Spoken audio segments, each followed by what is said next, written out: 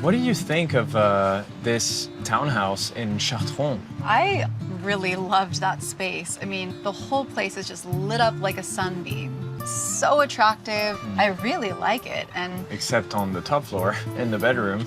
oh yeah, the closets are really a downside for me. I don't even want to take the tram. I want to be in the city center. And that's what the charming river view in the city center has going for it.